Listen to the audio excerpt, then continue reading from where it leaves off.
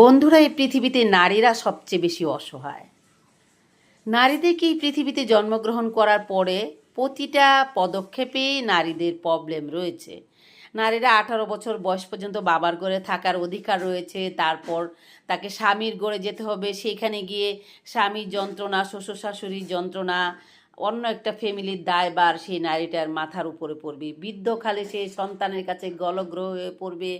তার বধূর কাছে সে নির্যাতিত হবে। নারীদের কোথাও কোনো আশ্রয়ের জায়গা নেই, নারীদের নিজের কোনো বাড়ি নেই।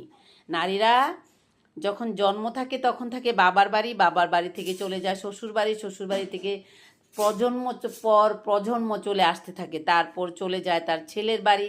এভাবেই নারীদের প্রতিটা নিহত নির্যাতিত হতে হয়। তার নিজেদের কোনো নারীর কোনো নিজের পা রাখার মতো না আছে কোনো প্রপার্টি, না আছে কোনো অধিকার, না আছে কোনো বাড়ি, না আছে তার কোনো পারফেক্ট কোনো আশ্রয়ের জায়গা। কেন এমন হলো নারীদের সঙ্গে? নারীদের নিজের মতো করে বাছার কোনো অধিকার তাদের নেই। একটার পর একটা ধাপ বাই ধাপ তাদের অন্যের অধিকার নিয়ে তাকে বাঁচতে হয়।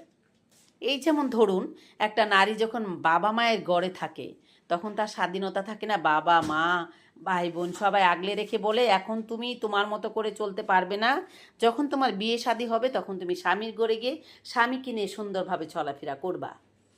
বিয়ে যখন হয়ে যাবে তখন যদি শ্বশুরবাড়ি থেকে স্বামীকে নিয়ে কিছু করতে যায়, কোথাও ঘুরতে যায়, কিছু একটা খেতে যায় বা কিছু একটা করতে যায়, তখন শ্বশুর শাশুড়ি বলবে, নতুন তোমার বিয়ে হয়েছে, এখন তোমার কিছু তো করা যাবে না, আগে তোমার বাচ্চা কাচ্চা হোক, বাবা কিছুদিন যাক, তারপর দেখা যাবে। যখন বাচ্চা কাচ্চা হয়ে যাবে তখন বলবে, বাচ্চা কাচ্চাদের দায়িত্ব পালন করো, বাচ্চা কাচ্চাদেরকে মানুষ করো, বাচ্চা কাচ্চারা বড় হোক, তারপর দেখা যাবে। আবার যখন দেখবেন বাচ্চা কাচ্চা বড় হয়ে যাবে তখন যদি মা কিছু একটা বলে তখন বলবে, তোমার কি এখন আনন্দ করার সময়, ঘোরার সময়, বা কিছু করার সময়, বা ভালো কিছু খাওয়ার সময়? তুমি এখন বৃদ্ধ হয়ে গেছো, নাতি নাতনিদের দিকে খেয়াল রাখো, নাতি নাতনিদের দায়িত্ব পালন করো।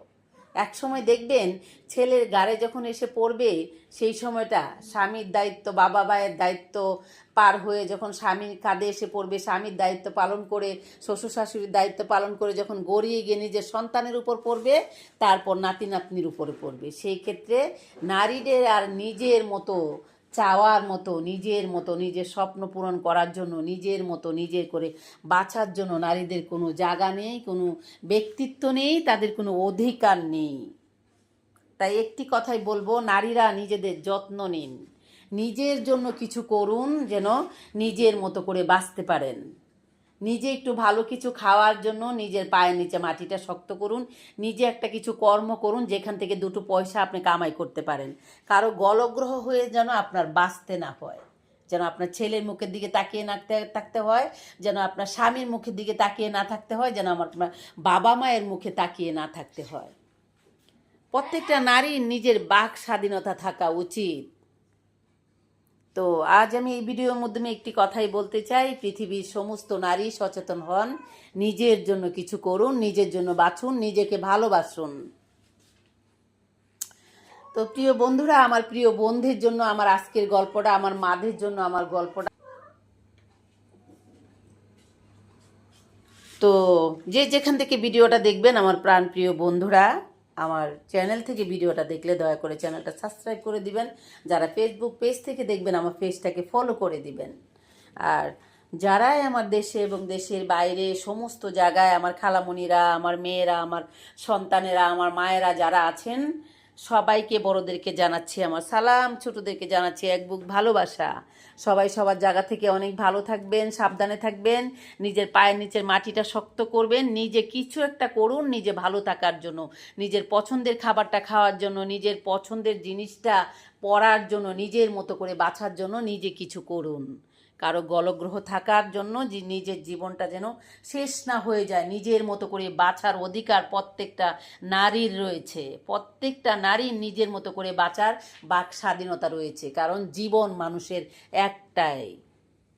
আপনি যদি আজ এই পৃথিবী থেকে মৃত্যুবরণ করেন তাহলে আজকেই আমার জীবন প্রদীপ, আপনার জীবন প্রদীপ, সমস্ত মানুষের, নারীদের জীবন প্রদীপ এখানে শেষ হয়ে যাবে। এই পৃথিবীতে আর কেউ দ্বিতীয়বার জন্মগ্রহণ করতে পারবে না, কেউ পৃথিবীতে ফিরে আসতে পারবে না।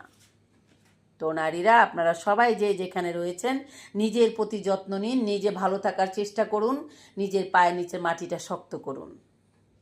তো বন্ধুরা, আজ আমি এখান থেকে বিদায় নিচ্ছি। আপনাদের সাথে দেখা হবে আমার অন্য কোনো সময় নতুন কোনো স্টোরি নিয়ে, যে স্টোরিতে বাস্তবায়ন রয়েছে। এনি টাইম আপনাদের সঙ্গে আমার দেখা হবে, এনি টাইম। তো প্রিয় বন্ধুরা, আজ আমি এখান থেকে বিদায় নিচ্ছি। খোদা হাফেজ, টাটা।